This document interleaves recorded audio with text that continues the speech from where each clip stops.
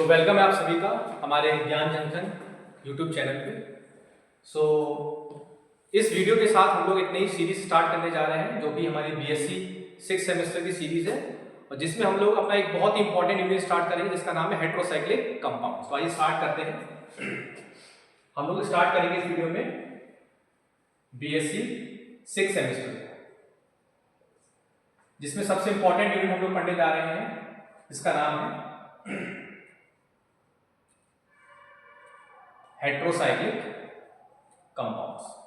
Basically यहां पर आप लोगों को दो वर्ड समझ में आ रहे होंगे, एक हेट्रो प्लस साइक्लिक। यहां पर साइक्लिक का मतलब क्या होता है कि अगर हम किसी साइक्लिक कंपाउंड की बात कर रहे हैं, जैसे फॉर एग्जांपल हम लोगों ने साइक्लिक कंपाउंड बहुत बेसिकली हम लोगों ने बेंजीन को समझा, लेकिन यही अगर हम बात करें तो हमें हेट्रो एटम की बात भी आ रही है। हेट्रो वर्ड यूज कर रहे हैं हम यहां पर हम लोग हेट्रो एटम की बात कर रहे हैं। हेट्रो क्या होते हैं, हमारे पास पीरियोडिक टेबल में कुछ एटम्स होते हैं जिनको हम हेट्रो एटम्स कहते हैं, जैसे for example nitrogen, sulphur, oxygen and halogen. Halogen जैसे हम कह सकते हैं fluorine, chlorine, bromine and iodine, ये सब क्या है हमारे हेट्रो एटम्स हैं।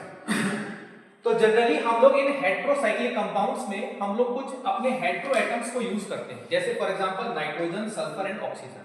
तो मान लेते हैं यहां पर अगर मैं इस कार्बन, इस रिंग में से अगर मैं किसी एक कार्बन को रिप्लेस करके अगर मैं अपना हेट्रो एटम यूज कर देता हूं तो that compound called as heterocyclic compound. लेकिन अब बात आती है यहां पर कि हेट्रोसाइक्लिक तो है, क्या यह मॉलिक्यूल हमारे पास एरोमेटिक है? तो हम कहेंगे this complex is known as non aromatic compound. तो बट हम लोग हेट्रोसाइक्लिक कंपाउंड्स पे हम लोग एरोमेटिक कंपाउंड्स पे स्टडी करने वाले हैं।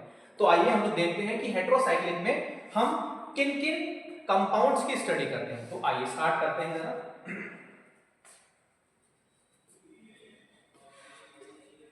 सो बेसिकली हम लोग हेट्रोसाइक्लिक कंपाउंड्स में दो टाइप की रिंग्स की स्टडी करते हैं, इनके कंपाउंड्स की में पढ़ते हैं। तो मान लेते हैं हमारे पास पहले हम लोग स्टडी करेंगे इसमें 5 मेंबर्ड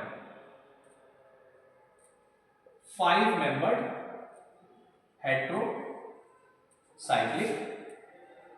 कंपाउंड। अब यहां पर 5 मेंबर्ड हेट्रोसाइक्लिक कंपाउंड से आपको क्लियर हो गया होगा कि यहां पर हम लोग वो रिंग की बात करने वाले हैं जिसमें 5 एटम्स होंगे, जिसमें से एक हमारा क्या होगा, हेट्रो एटम होगा जो कि इस कंपाउंड को रिप्रेजेंट करेगा। तो हमने कहा कि मान लेते हैं हमारे पास एक 5 मेंबर रिंग जो कि साइक्लिक है। इन केस हमने क्या किया, जैसा हमने पहले किया था, हमने इसमें से एक कार्बन को रिप्लेस किया और हमने एक अपना हेट्रो एटम यहां पर हमने यूज किया। अब हमने क्या किया, इसमें डबल बॉन्ड भी लगा देते हैं।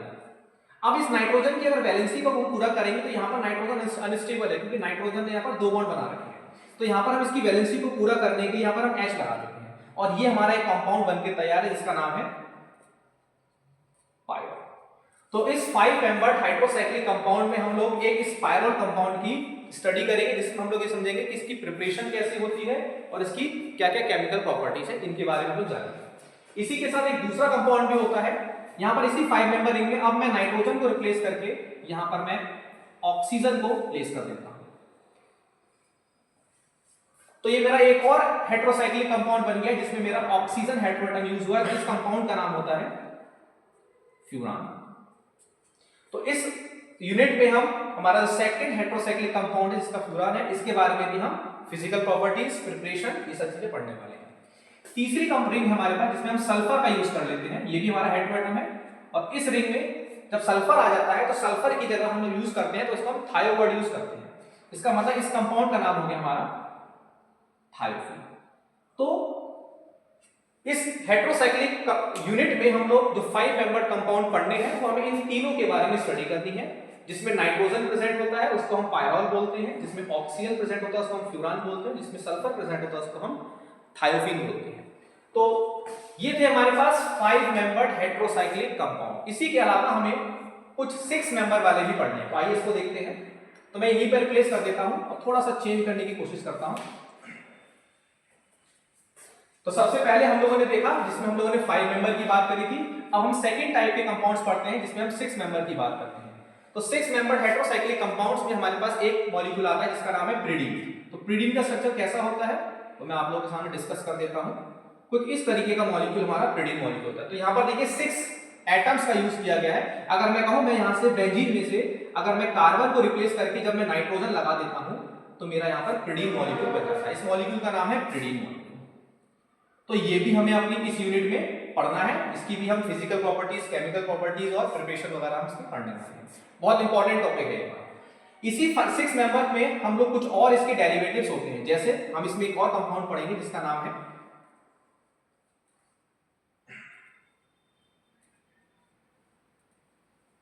ये कंपाउंड भी हम पढ़ने वाले हैं। इस कंपाउंड का नाम है हमारा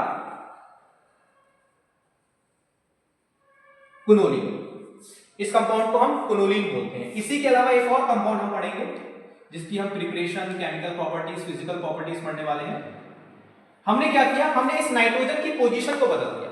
ये यहां पर पहले इस पोजीशन पे था, हमने इस नाइट्रोजन की पोजीशन को यहां बदला और अब इसका कंपाउंड का नाम बदल गया। क्या कंपाउंड का नाम हो गया? क्विनोलिन से बन गया आइसोक्विनोलिन। तो इसके बारे में भी हम पढ़ना है, इसकी भी प्रिपरेशन, केमिकल प्रॉपर्टीज वगैरह हमें डिस्कस करनी। इसके अलावा एक कंपाउंड और होता है जिसका नाम है इंडोल। क्या होता है, मैं यहां पर डिस्कस कर देता हूं आपको, जिसका स्ट्रक्चर कुछ इस तरीके से बना होता है।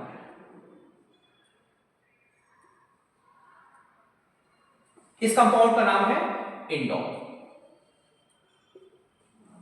तो इन सभी टॉपिक्स, इन सभी कंपाउंड्स की हमें प्रिपरेशन पढ़नी है, फिजिकल प्रॉपर्टीज देखनी है, केमिकल प्रॉपर्टीज देखनी और डिटेल में स्टडी करने वाले हैं इन सभी टॉपिक। तो सबसे पहले हम लोगों ने हेटेरोसाइक्लिक में हम लोगों ने क्या देखा कि हेटेरोसाइक्लिक कंपाउंड्स होते क्या हैं। तो साइक्लिक कंपाउंड्स मतलब एक साइक्लिक फॉर्म में हमारा कोई कार्बन कार्बन जुड़े हुए होंगे, उसको हम साइक्लिक कंपाउंड बोलते हैं। लेकिन अगर उसी साइक्लिक कंपाउंड में अगर हम किसी कार्बन को रिप्लेस करके अगर हम हेटेरो एटम को यूज करते हैं तो that compound called as heterocyclic compound. अब हेटेरो एटम्स मैंने आपको बताया कौन कौन से हेटेरो एटम्स होते हैं, इस बात को ध्यान रखिएगा कि nitrogen, sulphur, oxygen and halogen, ये सभी क्या होते हैं हमारे पास हेटेरो एटम्स कहलाते हैं। लेकिन हम हेटेरोसाइक्लिक कंपाउंड्स को में हम कौन कौन से यूज करते हैं, तो हम बेसिकली इन 3 एलिमेंट्स को ही हम यूज करते हैं, जिसमें हम लोगों ने हमारे पास 5 मेंबर में 3 कंपाउंड्स के बारे में देखा, जिसमें हमने पायरॉल, फ्यूरॉन एंड थायोफिन के बारे में पढ़ा और 6 मेंबर में हम ये कुछ इन तरह के कंपाउंड्स को स्टडी करने वाले हैं। ठीक है,